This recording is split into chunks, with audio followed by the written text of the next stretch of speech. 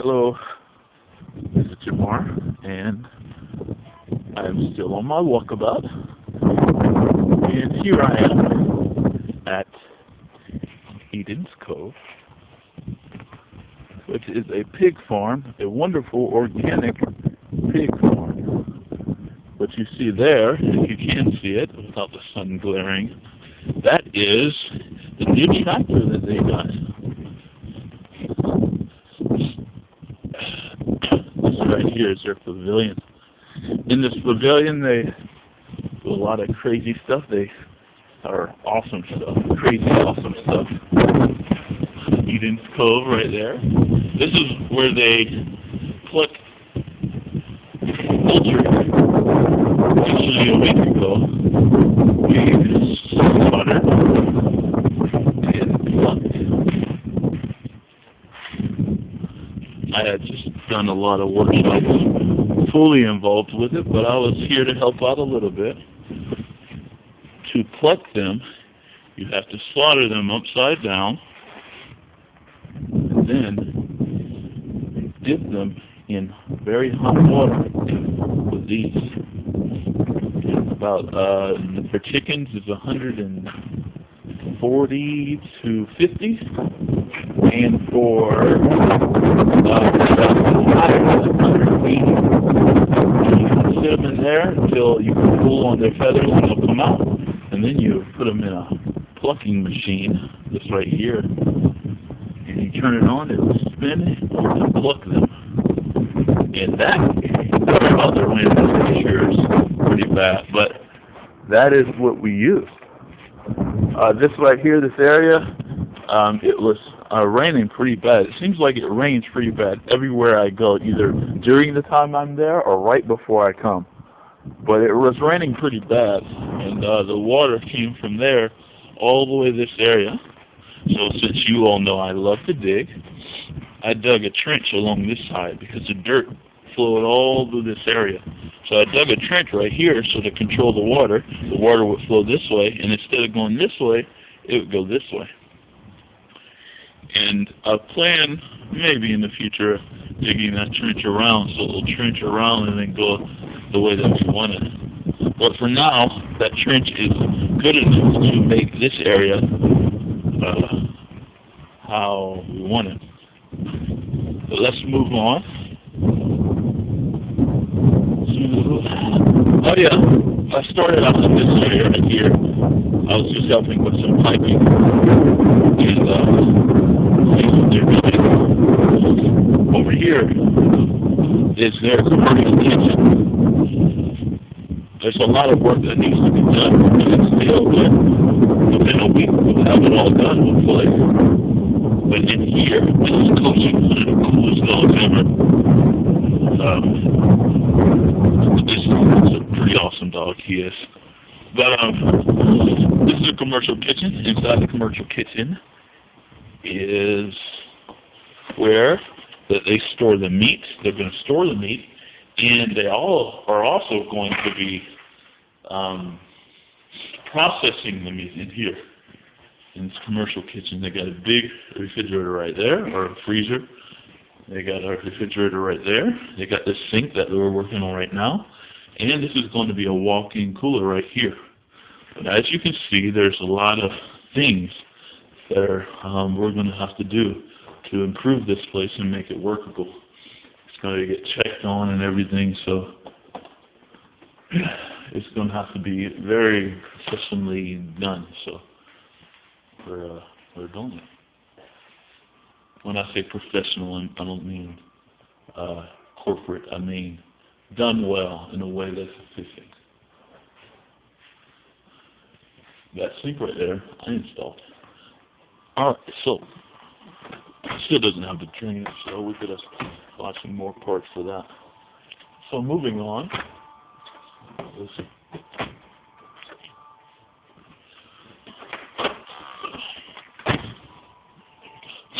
Alright, so moving on. Let's go. Oh, over here they got chickens.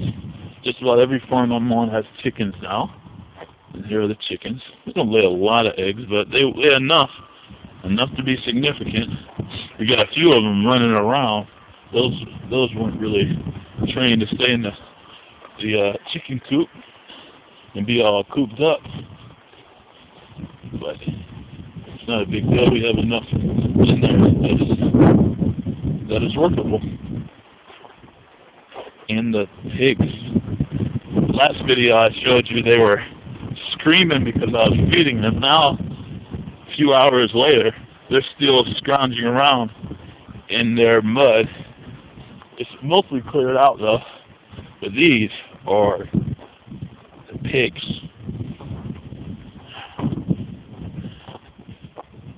Now their temperament is fairly friendly. They can be rough with each other, but if anything, they're more scared of you. Even though, the big ones are not that scared at all.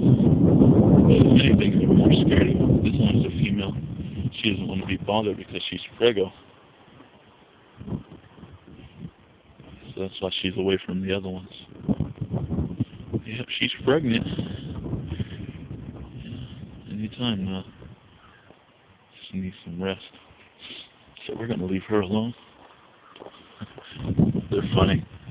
You know this, I don't know who said it, but it was said that dogs look up to you, cats look down at you, and pigs look you right in the face. And it's funny because pigs are very similar to human beings in a lot of interesting ways. Like the piglets, they can be some buttholes, just like little kids are to their parents. This right here is Oscar. Hey Oscar. Hey there. Oh, no, don't eat me. Oscar is big. He likes to rub up on you because he was house trained. And he thinks that he's like a little dog.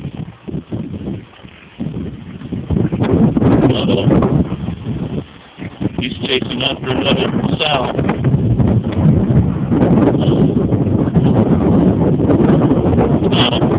And now the piggies are still eating some of the stuff that I dumped earlier. They're hanging out. They're being pigs,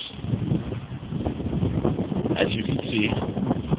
Now the piglets, like I said, they're little buttholes sometimes. They're cute. They're really cute, and they're really fun. If you watch them, you can see how they're social, how they interact with each other, their social dynamics.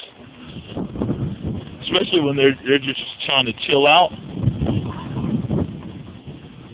They'll all lay on top of each other. And they're just like kids. Hey, Mama.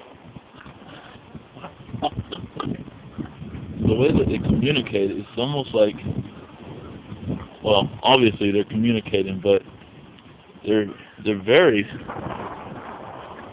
very interesting. It's like they understand each other's mood a lot better than their grunts would indicate. But all that indicates is we just don't know enough about animals. We just don't know enough to make really good conclusions sometimes. But the way that they interact with each other is pretty interesting. This right here is the gate that's separating the piglets so that we can wean them. When I say they're buttholes, the way they treat their moms sometimes, you know, it goes back and forth. But man, they are rough on their moms. Man, when they get to eating, man, it's just like, wow, poor mamas. I made a trap door here because this area, which is bin 2, is the area that I want, that we're separating the piglets into, so that they can get into the made. And this one is working pretty well. I made several in different areas. That's one of the things I want to show you. Watch the piglets. They are scared. You saw how the big ones ran to you, or walked to you. I mean, these right here, they run away from you. And they should, because pretty soon we're going to be castrating a bunch of these little guys, and they're not going to like it. Oh, man, when they squeal, not only is it loud and it sounds like you're just cutting off their limbs, but also it gets all the adults really pissed, and they don't like it. The adults are ready to get you, and the piglets are screaming like crazy. So yeah, we're going to castrate them in a few days. I'm going to get over this fence and show you a few trap doors I made, why I made them, and whatever else I did. This right here is a trap door I made. Now what I did is I realized that the pigs, even the piglets, are horizontal. It's hard for them to look up, and it's hard for them to look down. Easier to look down than up, but so they like to move forward, right? A lot of their momentum is forward, and when they're digging, it's downward, but mostly forward and downward. So if I made a hill right in front of the gate that they keep digging under, and I put the dirt up from the gate, it forces them to slant up.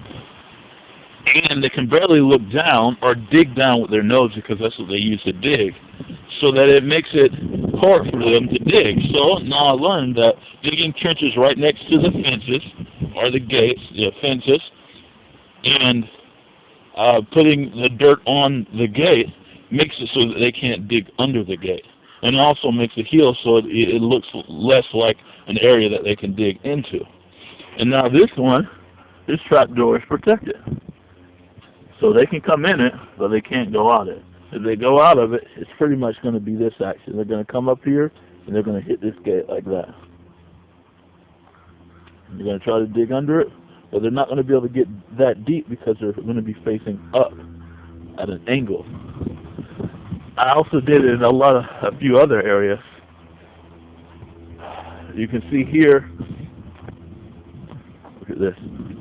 I need to dig this a little bit deeper. But you can see here that they notice it. They're not going to be able to get under this, especially since there's dirt on the other side. Before there wasn't dirt on the other side.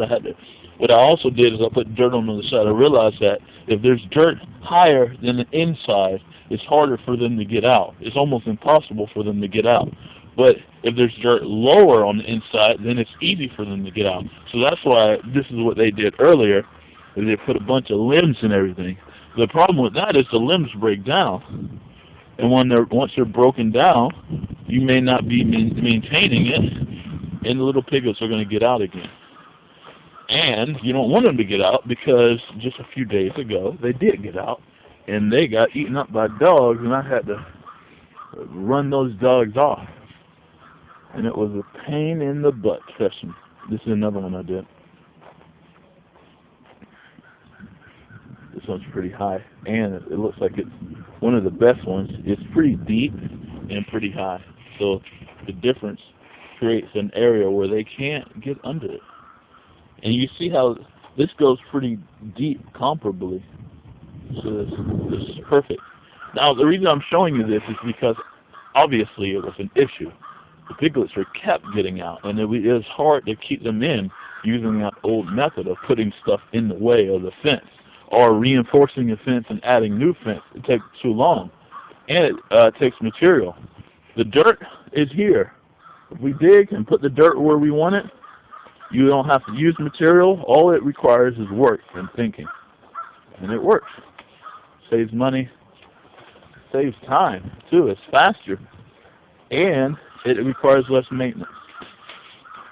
Now the thing I am thinking about is water. Eventually these are going to fill up with water. I haven't really thought about exactly how to deal with that. That may not even be an issue. That perhaps will just be a positive thing, because we do want areas where the pigs can play around in. And I think it'll still work, especially since you can see how they were outside digging in that dirt. Man, they are great for the soil. Pigs are really good for the soil. They eat the food, they poop it right back down, and they keep eating and pooping and eating and pooping, moving the dirt around, making the dirt soft under their feet. So when they leave, that dirt is perfect for plant life to grow in. Great for the soil. And y'all know I talk about permaculture a lot and understanding the benefit of nature, and that's one of the benefits. There's so many benefits to pigs. You know, since we're talking and you're listening and just what you're doing, I think about pigs are delicious. They're meatless.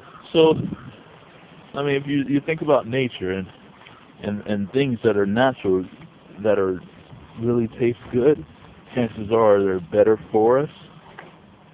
And I wonder about that. I think the ones that are packed with hormones and screwed up by all these conventional methods, no, those pigs, those animals aren't good for us. But animals like this that are naturally grown, naturally bred, and naturally taken care of, you don't have to worry about that too much. At least that's what I've observed. I don't mind being proven wrong, but I don't think I will be. Now in this case. All right, so this is field 1. Look at Coachy. Cool dog. He helped me chase off those other dogs. They're really getting the pig, those little piglets. But yeah, here we are. This field, I think it's 10 acres in all around here. That's the majority of what this place is about. Now this place is probably some of the hardest work that I've done since I've been on the trip. And it's not really exactly because it's a pig farm, but that's mostly of it. But it's just pigs require so much work. But also the girls had to go somewhere, so I ended up taking care of the farm by myself. I had a little bit of help, but yeah, I got some new marks on my hands.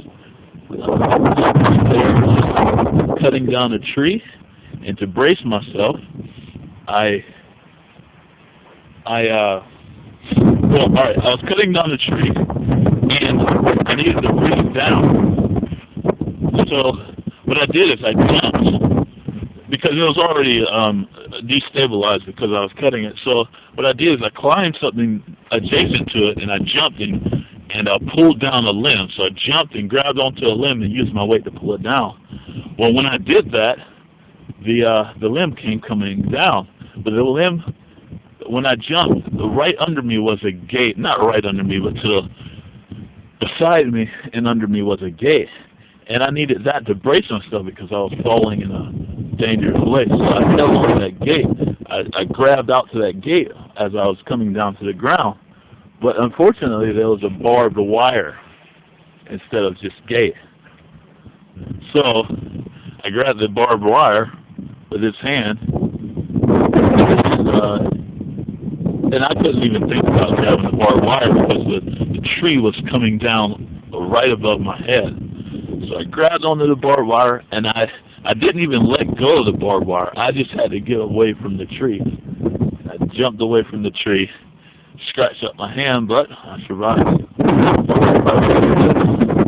Make some safer actions, but it was fun. There's my other hand. I've been digging so much that it's worn away my fingers and the skin on my fingers. Also, I was using a hatchet. I woke up in the morning, really early in the morning, to break up some wood because there was a fire we had burning. And because of that, my hand got, because the axe was kind of screwed up and the handle was messed up on it, it ripped the skin off my hand. My hand was already wet, so it was really easy. Not a big deal. Look at the piglets. This noise is all day. All day they're making these squeals. They're grunting and pushing each other out the way.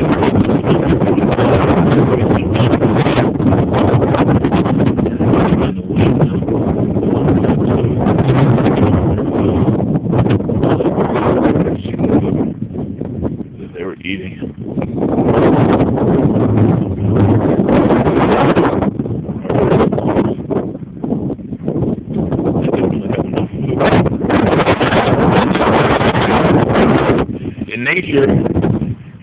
wean.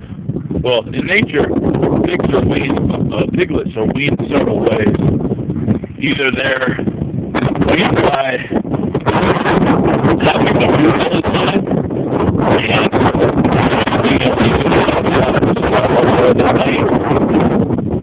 or their siblings die. Well, there's just several things that cause the piglets to stop feeding off their moms. But we don't have those conditions that make it rough for them to have to stop eating or feeding off of their parents. So we have to assimilate it, and that's why we wean. My description wasn't that good, but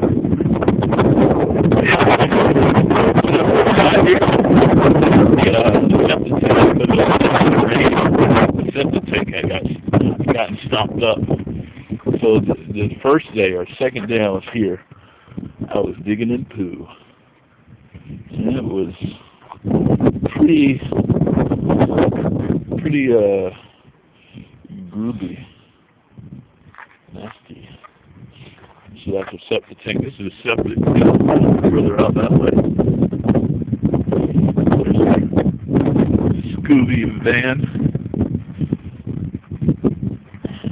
But that's pretty much. Oh, this house right here is a woofer home. That's usually where they put woofers like myself. But right now they have relatives there, so it's not where I am. I'm inside the house right here. We just got a new woofer today, so yeah, that's about it. And here I am, where I am right now. This is Texas. It is Cedar Creek. There you can see it now. See him?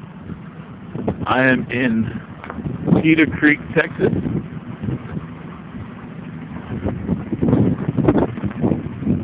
Probably should have said that earlier, but you already know that from if you saw my other two videos.